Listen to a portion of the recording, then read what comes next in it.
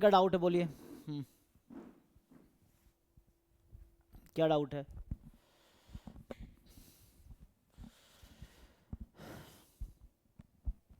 Sir एक आप वो थ्योरम लिखाए थे ना एक, हम्म।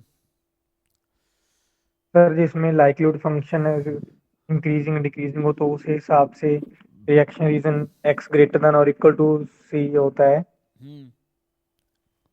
तो सर उसमें क्या हर बार किसी भी रैंडम सैंपल कोई भी और कितनी भी रैंडम सैंपल एन या फिर कुछ भी हो तो उसमें एक्स ही होगा क्या? नहीं नहीं, वो एक्स होगा वो सिंगल सैंपल साइज के लिए। जितना ज़्यादा सैंपल साइज होगा तो उसके लिए सफिशेंट एस्टिमेटर ले लो। ये होता है ना। वो एक्स क्यों होगा? एक्स होगा जब x random sample single sample size का है। एक्स नहीं होगा तो भाई, ये तो बताया था ना कि लाइक्लीहुड रेशियो किसका फंक्शन होता है, ये बताया था कि नहीं? ये किसका फंक्शन होता है लाइक्लीहुड रेशियो? सफिशिएंट एस्टिमेटर का फंक्शन होता है, ये है। हाँ। तो यहाँ एक्स कब लिखते हैं यहाँ पे? जब सिंगल सैंपल साइज होता है। अगर सैंपल साइज एन है तो यहाँ सफिशिएंट एस्टिमेटर आएगा। अब मान लो जी अगर इंक्रीजिंग फंक्शन है तो t less than equal to k होगी, है ना? If g is increasing function. नहीं तो दूसरा है t more than equal to some k, मतलब यहाँ के वन कर दो, के टू कर दो, या सी कर दो चाहो तो, है ना? सर इसमें क्या लॉजिक लग रहा है कि जब इंक्रीजिंग हो तो लेस देन होगा?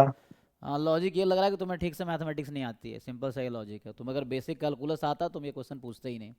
ये कैलकुलस का बेसिक एक थ्योरम है, जैसे एग्जांपल के हाँ लिए। सर समझ गया, ठीक है। हाँ, तुम्हें हाँ सी कैलकुलस नहीं। कोई पॉइंट है उसके नीचे तो इंक्रीजिंग हुआ तो डिक्रीजिंग हुआ, ठीक है। हाँ, दोनों हाँ तरफ समझ लॉग गया। लगा दो। मान लो ई की power x less than equal to hmm, k है। अब ई की पावर एक्स इंक्रीजिंग फंक्शन है।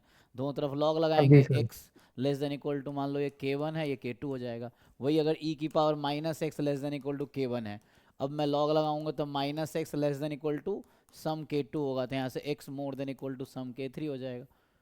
तो यहाँ से सीधा यहाँ क्यों आ गया? इनक्वालिटी चेंज हो गई ना यहाँ पे। क्यों हुई? क्योंकि ये डिक्रीजिंग फंक्शन है।